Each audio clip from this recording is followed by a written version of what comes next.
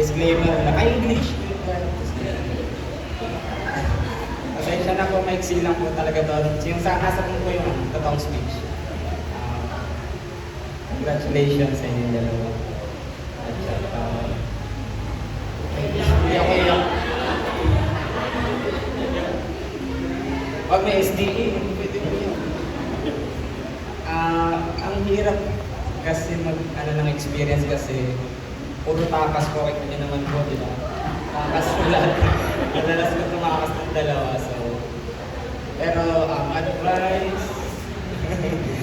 advice kasi mahirap mag-advice kasi hindi pa naman ako kasali, so mahirap kong magsabi ng hindi ko pa nararanasan. Ano na lang request? Naunahan ako ni Father eh. Kanina yung pare. Ang request ko lang is, siguro, piliin nyo lagi, sabi niya, piliin nyo lagi yung isa't isa araw-araw. Hindi mga kamag-anak nyo, hindi kami kapatid nyo, hindi kahit magulang nyo ngayon kasi isa na kayo. Kayong dalawa lang. Kayo yung pipiliin nyo araw-araw. Napanood ko yung sa Reels yan. Pero yun, tingin ko yun yung isa sa magandang na kailangan nyo gawin ng mag-asawa. Kayong dalawa lang. Yung piliin nyo isa't isa lagi. Tsaka, may tiwala naman ako kay Gian kasi matagal ko na rin siyang kilala. Tsaka dati, pasensya na rin kung medyo nagkaroon tayo ng secret o mga marites. Ayun, so pasensya na rin po sa mga tsahin niya. Pero naiintindihan niya yun kasi kuya rin siya. So, alam niya yun na dapat mangyari yun o dapat gawin yun. So, yun, pasensya na. Pero di ako nagsisisi. At tsaka alam pa naman na pares tayo na hindi marunong ng babae.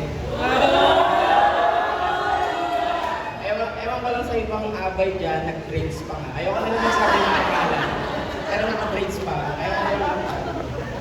Ayun, so... Yan, congratulations. Yan. Nag-ano po kami na bumulong, yung mga hindi na po nakapagsabi. Nandiyan pa po yung mga hindi po.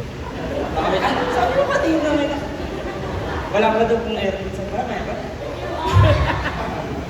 Ayan, so yeah, congratulations. Alright, thank you so much, Sir Kevin. And now, Miss Julianne. It's your turn, go ahead. First of all, good evening everyone. So, thank you all for coming today and celebrating with us. Sorry, medyo mahaba. Please bear with me. Ate. You know. So, yun.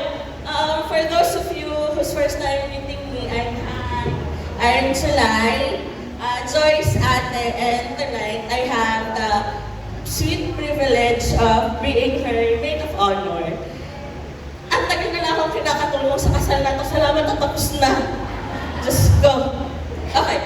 So, before I begin, I would also like to acknowledge the people who couldn't be with us tonight.